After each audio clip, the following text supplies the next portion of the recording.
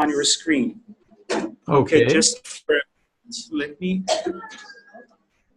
Yes, how nice. Nice to see you.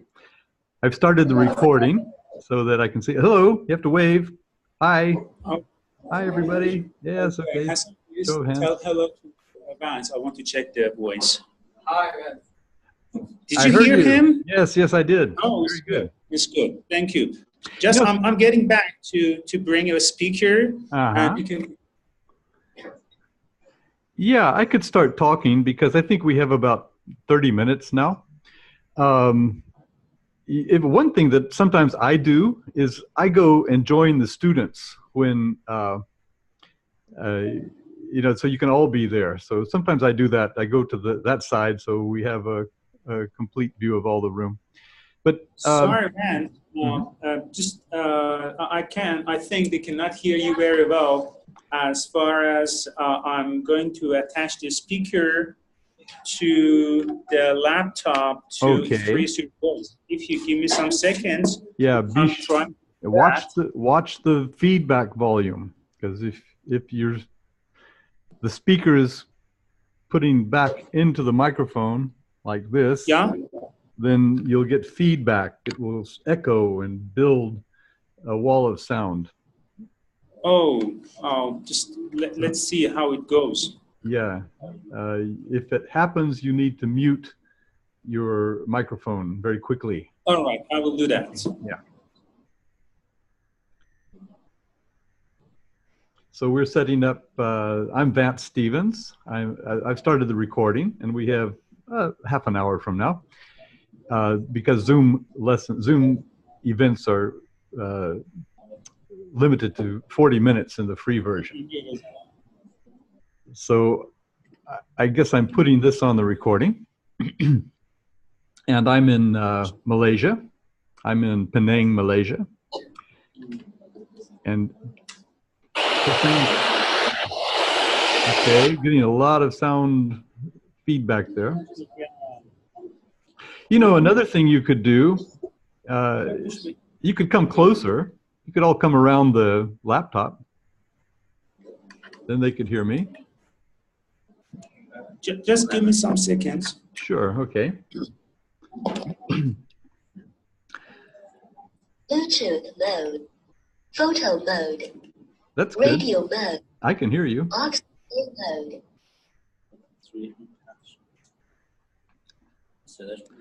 So we're using this for a course that Hossein and I are, we're in an online course, and we're doing this as not only a real live event, but also we're doing it as part of the course.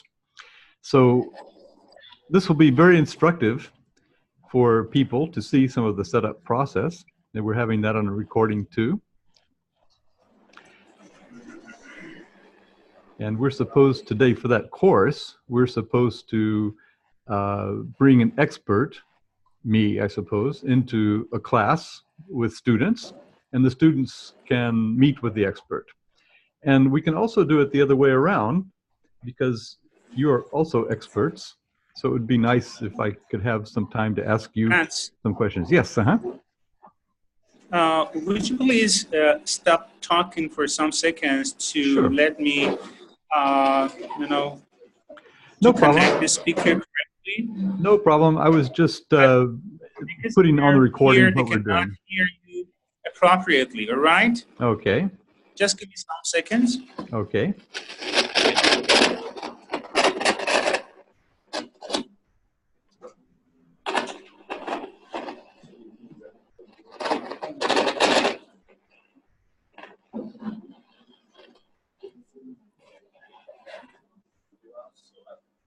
Go.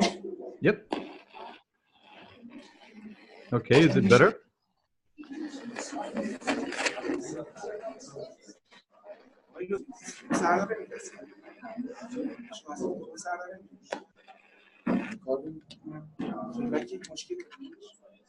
Okay, are you able to hear me yet?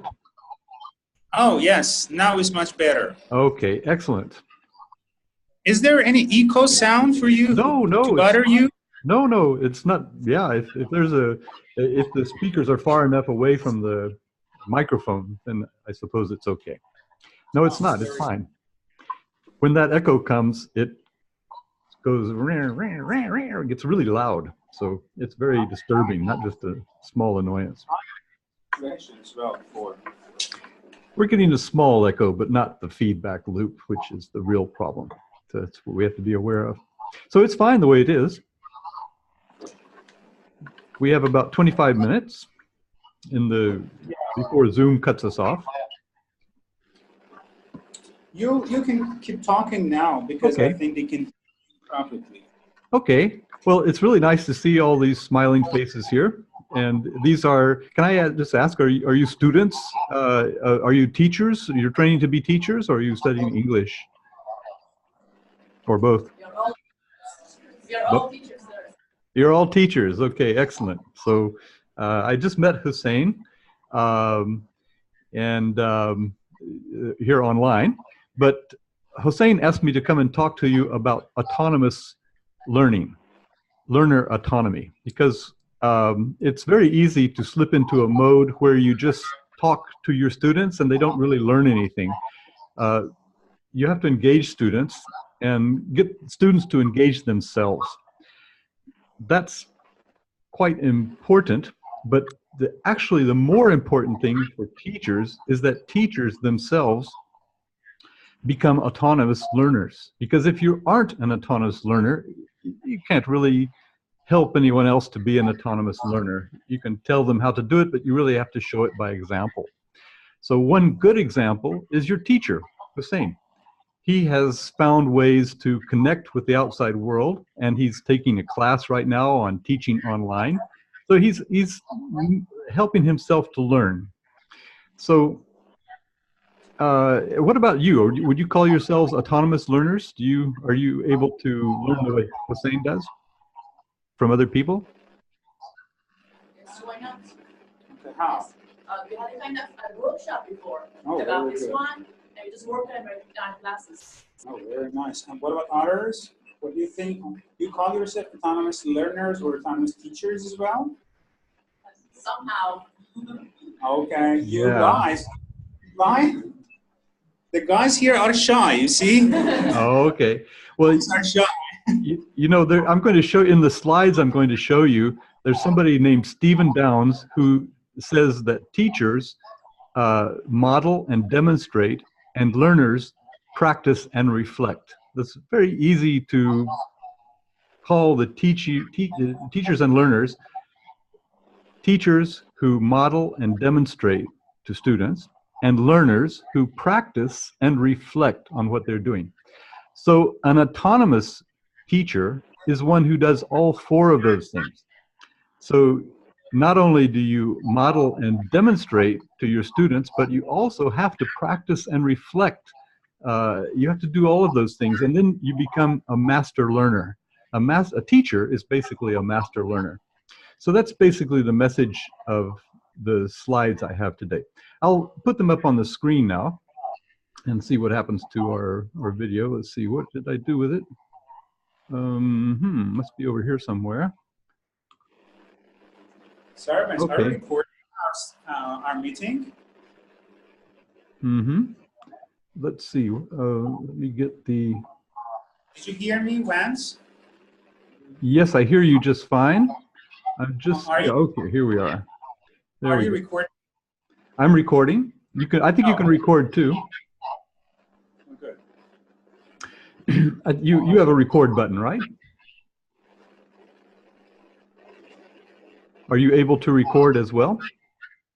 If you're recording, I think it's not needed that I record again. Yeah, hopefully. Hopefully. Sometimes it's good to have a backup. You never know what will happen.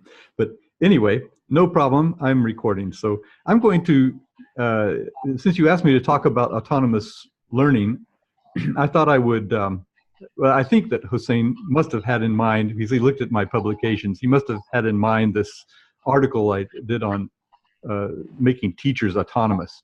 And so it says it's from 2008. Can you see it all right, by the way? Can you see what I'm showing you? Yes. Okay, this is at slideshare.net. I think I gave Hossein the URL of this slideshow. Is that correct, Hossein? Do they have it? Yes, I already gave them both the article and also the slides. Excellent. Okay, so what I want to do is I want to go through the main points here, because here again we have about little over 20 minutes now. So let me just go through the main points in about 10 minutes. This is something that I did when I gave this talk in Exeter. The speaker before me said something that I put into the slides, put them up at SlideShare, and everyone was surprised that I was able to take what Lenny Dam had said just before in the talk before mine and put it in my slideshow. So that raised a few eyebrows, but basically she just mentioned autonomous learning. So you can see that in the slides if you're interested. So these are some of the underpinnings of autonomous learning, which I was very much into and still I'm into. I was teaching a course on multiliteracies at the time, or an EVO sessions on multiliteracies. I did had some publications. I drew on Mark Prinsky, at his notion of digital natives and digital immigrants. And also I've been following the literature of connectivism. Connectivism is a way of learning whereby, well, the way George Siemens put it, the pipes are more important than the content of the pipes. So what that means is that if you pipe learning to you, what's in the pipes is not so important as having the pipes. The theory of connectivist learning is that if you are a node in a network, then you have access to all the knowledge in that network. So I'm connected with Hossein. Hossein is connected with other people. Together we're connected with people in the iTDi course we're taking. Those people are connected in turn to their networks. If Hossein has a question, he can write to me. I might know the answer, or I might ask someone else. But basically he has access, because he started that pipe going. He has access to all the information in the network. In other words, any node in the network is just as smart as any other node, because any node in the network has access to that knowledge. So that's the connectivist model of learning. George Siemens, as I just mentioned, put that information into his seminal article on connectivism there. So when you go to the slides, you can read that article if you're interested. Network learning has a lot to do with taxonomies versus folksonomies. Somebody named Dewey, 100 years ago, created a system for organizing the library. He created, I think, 100 different categories and divided the 100 categories into other categories and made a decimal system. Everything okay, Hossein? Yes, everything is fine. Okay. So that's the traditional way of organizing things, where you have to specify all the categories in advance. But folksonomies, as in tagging, for example, when you tag something, anybody can tag anything they like, and it creates a folksonomy. It's another way of categorizing things. As you can see, it's peer-to-peer. It's unpredictable, a little bit sloppy, but it's bottom-up. It encompasses everything. So that's the way our network learning works. We work a lot on tags and folksonomies. So that's very different from the way it used to be done. Here is where, I'm not going to go through this slide really, but Stephen Downes, whom I mentioned earlier, at WebEds and Action Online Convergence, that's something that I used to do. We made 3 online convergences, we call them. He said what I told you earlier: teaching is modeling, demonstrating, learning is practicing and reflecting. I don't think these audio links work anymore, but basically that's the important point, that if you can do all 4 of them, then you could call yourself an autonomous teacher. So when I created this in 2008, we were just a little bit into the paradigm shift, which let me go a few slides down. I've made 10 aspects of the paradigm shift. when I converted the slides from PowerPoint to LinkedIn, it misnumbered the second column. So that's actually 10 points. And those points in the paradigm shift we've been experiencing for these 20 years this century now are that pedagogy is now constructivist, it is conversational. We don't really talk to students. We try to get students to engage. We model to students. We share. This recording that we're making right now is going to be shared on my blog. I copyright through Creative Commons. I never copyright anything that you can't have unless you pay me. It's all free, and I put a Creative Commons license on it, which means that you have to, if you use it, you have to say where you got it. We also, trepidation, the fourth thing, is the idea that we're not afraid to be wrong, that we're not afraid to say we don't know. With connectivist learning, you can go to your network and you can find information if you need it, and that's the way it works. You don't have to know everything in advance. You're not expected to. Print literacies, the fifth point, is burgeoned into multiliteracies, many different ways of being literate, not just in print, but you can be literate in video, you can be literate in social media. The number in the right-hand column, that should be number 6, heuristics. We used to see things as client-server relationships, but now we see things as peer-to-peer. Client-server is when you have one server and it gives information to all the clients, but peer-to-peer works where each node is equal. So information is transferred through the network in a peer-to-peer fashion. And an acronym that I made is called FUN. What it means is frivolous, unanticipated nonsense. It's what I like to have in my classes. I don't feel that as the teacher, that students need to think that I'm the only one who knows things. I want students to have fun. That means we have to be frivolous and do unexpected things in class and make learning happy and a fun thing to do. The 8th point is about directionality, push versus pull. If you get notifications from anything, that means that information is being pushed to you. But the way to get information that has changed in this century is pulling information to you. For example, you can go to Twitter and you can ask to see all the information on a certain tag. That's pulling the information to you, rather than subscribing to a newsletter and someone pushes the information at you all the time. As far as ownership is concerned, things used to be proprietary. You had to buy things if you wanted it. Nowadays, open source is becoming very much more common. The advantage to open source is that many eyes can see code, so that you can have code that is tested by many people who are creating it. Proprietary is where the code always has bugs because only a few people make the code. Sorry, Vance. Mm-hmm. Excuse me.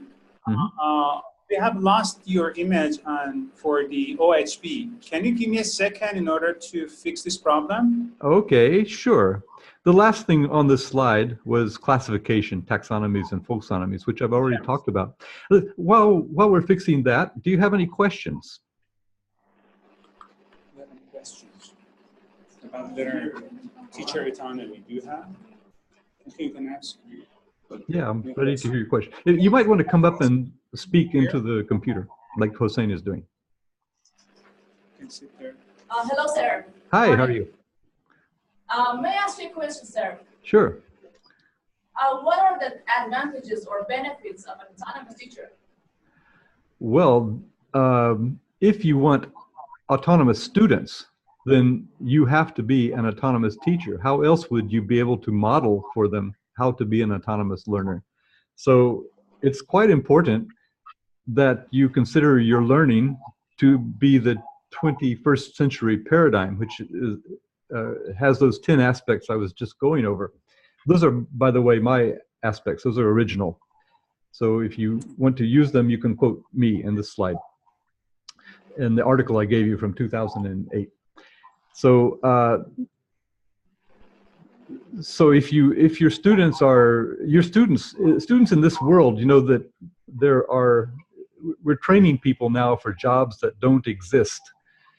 That is to say that when your parents and grandparents grew up, they could sometimes stay in a job all their lives. But these days, in order to be competitive, you have to be constantly improving your skills. Companies these days want people who can manage information and who can relate to other people and who connect to other people. So it's not so important what you know, it's important what you can find out. So that's why it's so important to be autonomous, an autonomous learner. And an autonomous teacher should be able to model and demonstrate for students how to do that, how to be autonomous, because they themselves are autonomous. Does that answer your question? Yes, that's it. Thank you very much. Okay. How is do we have image yet, or shall we take more questions? Unfortunately, not yet. I don't know. I may have to restart my laptop.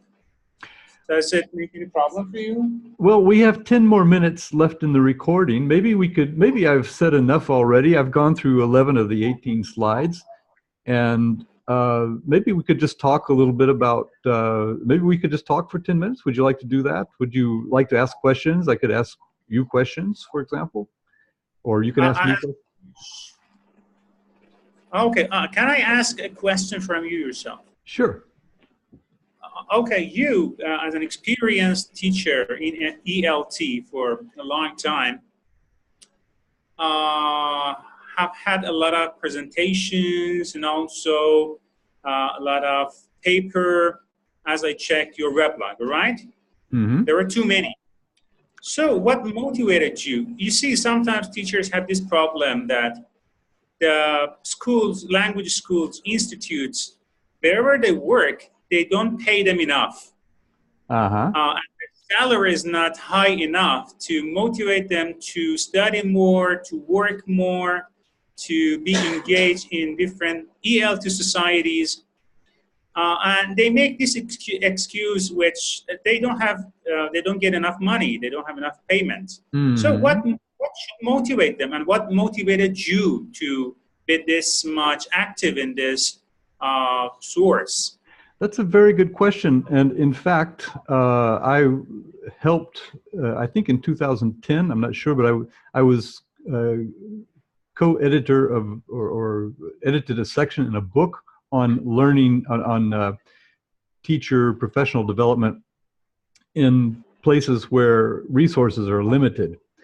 And some of the articles were from Nigeria, from Sudan, one from Iran, written by Susan Morandi. Do you know Susan Morandi? No, unfortunately. Okay, well, she's a good resource for you. See, she could be in your network. But she wrote an article about the situation in Iran and how basically what you've just described, especially in Sudan, for example, teachers are not well paid. And so the question is, yeah, so why should they take their time when they have, maybe they're in Egypt, you'd probably be a teacher in the afternoon, you work in an office in the morning, and you drive a cab at night, you know, so probably when you're working in the morning, you're sleeping and drinking tea. But anyway, so sure, it's very stressful and low paid, and there's no support. They complain about no support from their the people, their administrators, because there just aren't that many resources. But, well, first of all, I hope people are teaching because it's their passion, and they must enjoy doing it. If they're, hopefully they don't just want to tell people what they know, but they want to help people to learn. So if you're going to help people learn, and that's what it is by being autonomous, you have to demonstrate that yourself, and you have to want to do it yourself. So in other words, you need to want to be better at your job because it will help you learn, and bring you into contact with other people who are also learning, because just like Hossein and I met, because he wanted to learn, I wanted to learn. We got together in a place where other people want to learn. So all of a sudden now we're connected, and we're, without using more resources, we've brought parts of other worlds into your world and into mine. So what that comes down to is, well, you asked me what motivated me. What motivates me is that by getting better, I am more able to rise higher in my educational field. If I don't learn, I will not advance. I will basically die scholastically. So I have to learn. I feel that helps me. I work, I'm lucky. I was working in the United Arab Emirates, so I was getting well paid. But not everybody has that advantage, but that's kind of supported me in my other learning. But the upshot is that now that I'm not working anymore, I still have things I can do. I still have prospects for earning money, and so it improves me. It improves my life, and it improves the lives of people I connect with as well. So in sum, it's, I don't know if that answers your question, but I could tell you about cognitive surplus if you'd like. Yeah, it's probably much better. Okay, Clay Shirky, you may have heard of Clay Shirky. He wrote a book, he called it Cognitive Surplus. Sorry. It's about how people used to watch a lot of television, and they used to sit mindlessly in front of television. But when the internet gives them tools by which they connect to other people, then they started, instead of spending time just absorbing information or absorbing nothing from television, they started connecting with each other. And this phenomenon started happening in a big way about the turn of the century. It became possible to blog. It became possible to create movements, of other people. So people were taking this cognitive surplus. That means the part of your brain that you're not using and not engaging in your living or whatever, in making a living. You're taking that extra intelligence and applying it. You have the tools now in this century to apply that extra thinking power you have into expanding your horizons and connecting with other people. And in so doing, he has many examples, in so doing, benefiting those people and making projects that, say, start charities or that connect people and make people bigger than the sum of their parts. So that cognitive surplus is very predominant in this world. So if you're a part of it, if you don't just passively worry about what you can't get, but if you take what you have and you go out and help people improve, lots of benefits. First of all, the people benefit. You benefit because you feel better about yourself. It turns out that there's a researcher called Deci who did an experiment where he had people solve Rubik cubes, and he told them at first that he was going to do an experiment, and he needed them to solve the Rubik cubes. He had them into a space where he had them do it, and he recorded that. Then he told them they could have a break for a few minutes, 5 minutes. And when he went out of the room, he started the experiment. He recorded them, what they did in that 5 minutes. They kept going at the cube because they were interested. He tried the experiment again. This time he paid them. He said, I'm going to pay you to do the Rubik cube, and then I'm going to, after a few minutes, okay, take a break, see what you do. He left magazines and things around the room, so these people who were paid didn't touch the cube. It was not part of their job now. They went and they looked at magazines. When he came back, he said, okay, can you do this in another 10 minutes? And then they would do it. So this is a very seminal experiment because it shows us that people work do things using their cognitive surplus because they really want to do it. That is a very motivating force. So that's what basically why I do what I do. I'm not sure how much time we have, but the recording could stop abruptly in 2 minutes. I don't know. Okay, you can keep going on slides because unfortunately I couldn't solve the problem of projector, and we can be with you since before. Yeah, you have the slides or you have access to them. If you want, I can resume the share. I've got you guys on the recording right now, so I'll share the screen. Yeah, well, I'm sharing so that I can see my slides. I was just talking about blogging and how blogging is an instantiation of using this cognitive surplus in order to it gives people a platform so they can say what they want to say. They can connect to other people. Actually, what I'm doing right now is something I call Learning Together. It's at learningtogether.net. And I've had over 400 podcasts, kind of like this one. This is under 400. This is about 394. You're the 394th episode, I believe, of the Learning Together series, which has been going on since 2010. Before that, I mentioned the Webheads in Action online convergences, where Stephen Downes talked to us in 2007, and he actually came up with this idea that teachers model and demonstrate and learners reflect and practice at that conference in his presentation, and he's kept echoing that. It's a very interesting thing that came out of one of our Webheads in Action online convergences. We had 3 of them in 2005, 2007, and 2009. They were 3-day events. Went on for 72 hours. In that time, we got probably 6 hours of sleep in the 3 days, 2 hours a night, maybe, if we could keep things going. But basically, Learning Together took place after that. I decided rather than doing it in one 3-day session, I would take those presentations and do them once a week. So I got 52 presentations that way since 2000. That's each year. Say about 50 presentations for the last 8 years or something like that. So it's coming out to about 400 presentations. So my next slide was really about that. Then I talked a little bit about a writing matrix.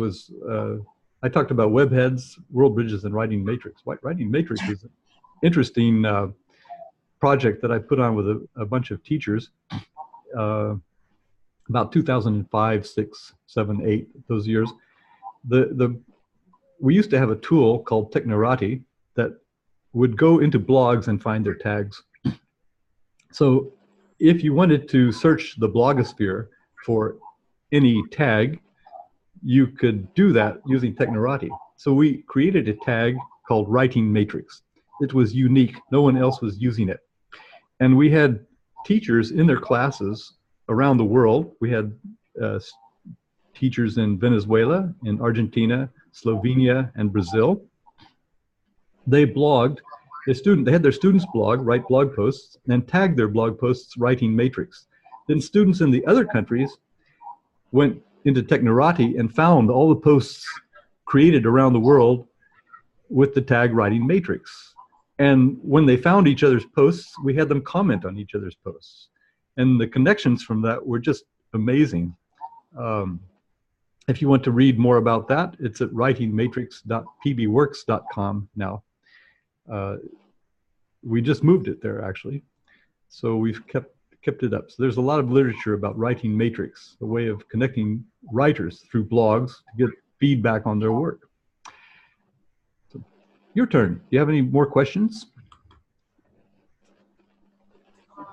Anyone else who would like to ask questions? You, Vance, you want to ask this question? You can ask him about where he started on teaching. Yes, ask. Okay, may I ask? Yes, why not? Iris. There's no question.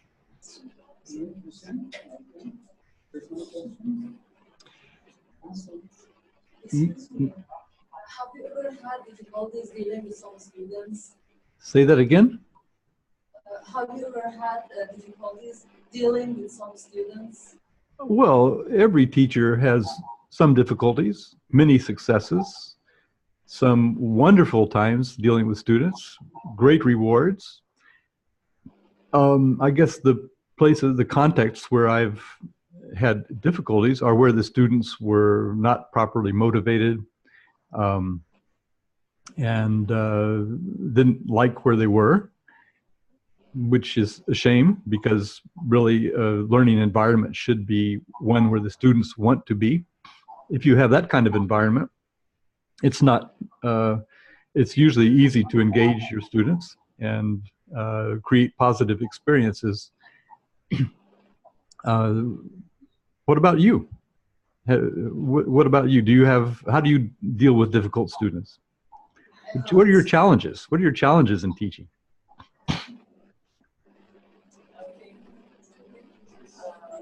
What's the biggest challenge you face teaching in Iran? What are the most challenging things you have here? All those things are challenging. How can I choose one of those to live out it? I can't. Give me one example. You know, it is difficult, forcing students not to speak Farsi, our language, I mean. Yes, and yes. And on the difficult one, the most difficult, the activity that we can do in our classes like this. Just this. You know, one way you can deal with that is get your students interested in some kind of game where they go online with other, or even some kind of activity where they can share what they're doing with other people in the world. The game that I use is Minecraft. So Minecraft, we get a lot of, did you just ask the question? Okay. Now with Minecraft, students really want to learn about Minecraft once they get into it, and they try to do interesting things in Minecraft and explain them to other people. And the language they use is English. And even one of my colleagues had his students using Minecraft in Turkey. They were using a Turkish version of the book, but his son was going to the same school, and in Turkey, he got his son a book for the higher level in English. His son took the book to school. His friends said, "Where did you get that book?" And because before they could read about it in Turkish, but when he found out where they found the bookstore that they could go and get the book, that book started appearing and people were reading it. So this that kind of thing that gets people, an interesting activity that has a real purpose, really needing to speak English to someone for a reason that you appreciate, not just a reason that's set up for no purpose, but for games can kind of hold that reason. You probably, maybe you've experienced that yourselves. Are there any games you really like to play? We have a lot of those, we have a lot of games, but it's not that much, that much practical. And nowadays, Farsi in our classes. Yeah, it's hard to know what is practical. Minecraft is a game that engages engineering skills, critical thinking, problem solving. It's fun. It has monsters, so it's a little bit dangerous. And you have to collaborate to protect your environment so that you can survive the monsters. And so we play it with, I play it with teachers. We're learning how to play it and how it helps us to learn. So it's a good game because you can go into one space and you can interact with other people around the world, and they have to speak English. Okay, thank you very much. Okay. Okay. The meeting is still going. Yes, sir, I have another question. Let me ask it. Sure. If you could be back to the age of 20 or much younger, would you choose teaching again? I mean, are there some factors that motivated you to start teaching, or you'd like to choose another job? Well, that's a good question. I experimented with many different jobs. I started out in a business college. I didn't really like that all that much. I wanted to be a lawyer. The atmosphere was too greedy for me, so I moved to biology. I got a degree in biology. But then I traveled for 2 years, many different places in the world, hitchhiking, Europe, Middle East, Africa. And when I came back, I wanted to keep traveling. So to do that, I decided that language teaching would be a way I could keep traveling. So I've just been doing that ever since.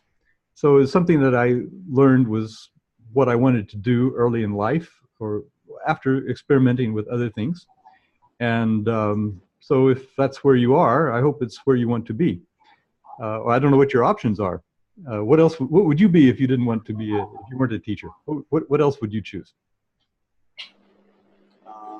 I selected teaching. It's not what I'm forced to do. I really like it, and I started. But you do teach English? Well, of course. Okay. Yes. All right. Well, I mean, your English is good, so you have a skill. Familiar to people with other countries, of course. I like teaching itself. Mm-hmm. But it can be the tool too for me. Yeah, teaching is very rewarding because you're challenged. You just mentioned the challenges. You're challenged all the time, and you have to overcome the challenge. You have to get students interested in what you're doing, what you're trying to teach them. And actually, you know something, I said in a plenary talk I gave one time, I said, there's no such thing as an English teacher. Do you agree, disagree? There's no such thing as an English teacher. Why? That we have just the salary and the financial problem there. Well, what I mean is, you can't be taught a language. You have to learn it. So you can't teach anyone a language. You have to put them in a situation where they can learn. That's autonomous learning right there. So if you can't get them to learn, well, you can't teach them. You have to get them to learn, So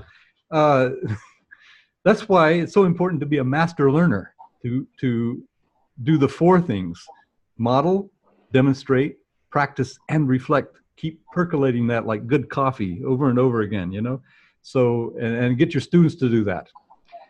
So, yeah, if you lead the way, then you can get them to do it. And some of your challenges will be solved. And you'll have others. Vance, may I ask a question? Sure.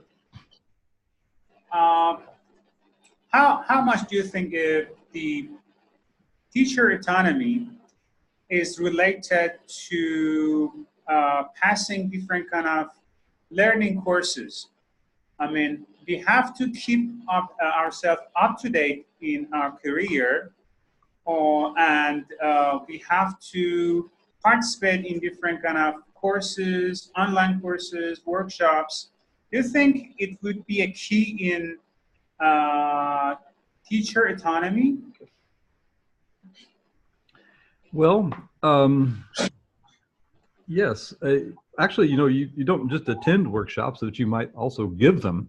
So if you get to the point where you can give workshops, then you've learned something. You've learned something that other people find useful.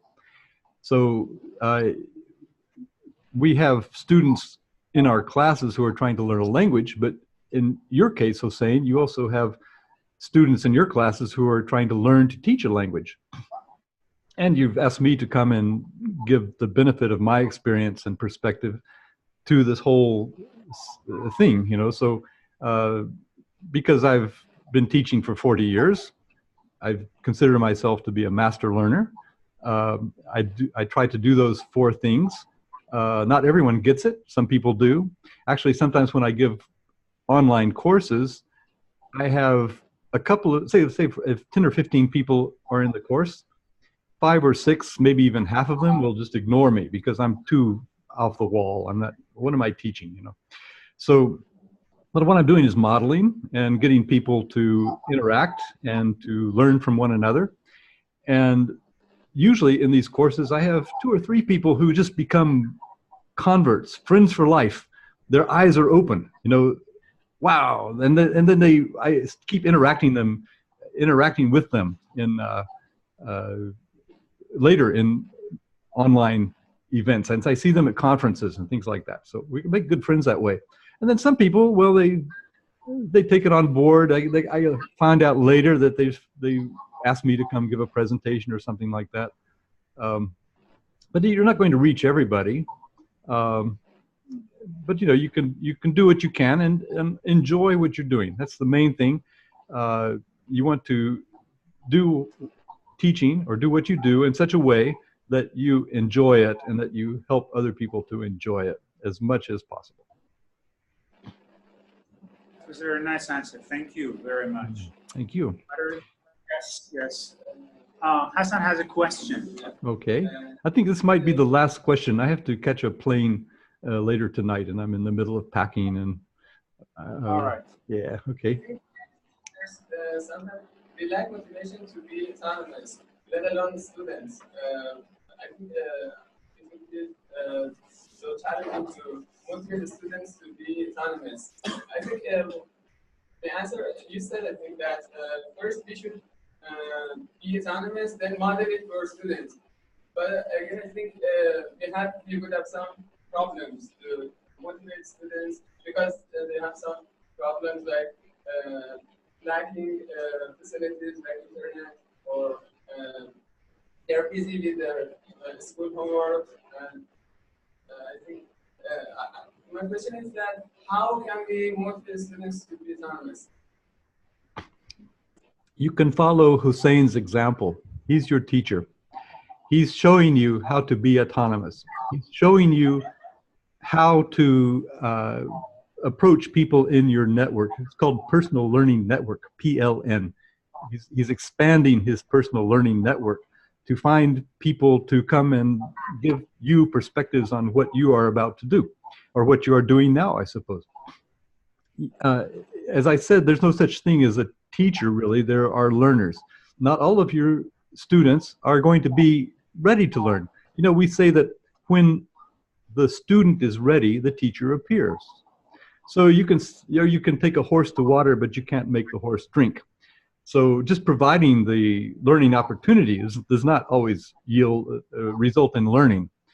But if you have the right teacher and the student is ready, the students want to learn and they're motivated. It is said also that if you don't want to learn, no one can help you. If you want to learn, no one can stop you. So if you are to be an autonomous learner, you have to be the second kind of learner. You have to be the one who is always going after knowledge. So those people in your class, if you are yourself doing that, you can help those people. You can help those people to learn more. You might be able to get people who are not so motivated, so they want to learn more. There might be some people that you have in your classes who just wasted space. They're just taking up space. They're not ready. So as a teacher, you can try to get them ready. You can try to help them to want to learn. But really, it's up to the student. It's not really the teacher's fault if the teacher can't motivate the students, if the teacher is really trying hard. And another thing I like to say is that a teacher should never work more than his students or her students. So in other words, the teacher, what the teacher does for the students has to come back from the students. The students have to respond to that. The students have to work also. They can't expect the teacher to be doing all the work. We call that sit and get. If you just come to class to sit and get, you're not doing anything. You're just sitting there and letting it come to you. That's not the way to do it. So you have to get students engaged, like we're doing right now. I'm also modeling this. I'm asking you to participate. I'm asking you for information. I'm asking you to reflect, to engage in a way that's not just me telling you what to do. If I did that, you would come away with, maybe some of you would sleep, but I think you're all awake, so it's working.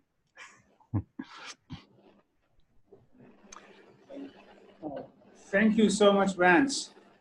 Okay. Generously, you answered all of our questions, and Vance is going to have a flight, but kindly he accepted my invitation for this conference. and he answered all of our questions. All of us thank you, Vance. It was nice. My pleasure. Thank you very much. Thank you very much. And say goodbye, Vance. Okay. Bye-bye. Thank you for the opportunity. I really appreciate the opportunity to come and speak to this class. It's a very nice class. It was a very good situation. Vance, thank you so much. It was a kind of you. Okay, my pleasure. And you have to say goodbye. And did you record it completely? I hope so. I'm going to stop the recording now and I'll soon find out. Okay, thank you very much. Your screen just froze. Bye-bye. This is Vance Stevens in Malaysia, Penang, signing off.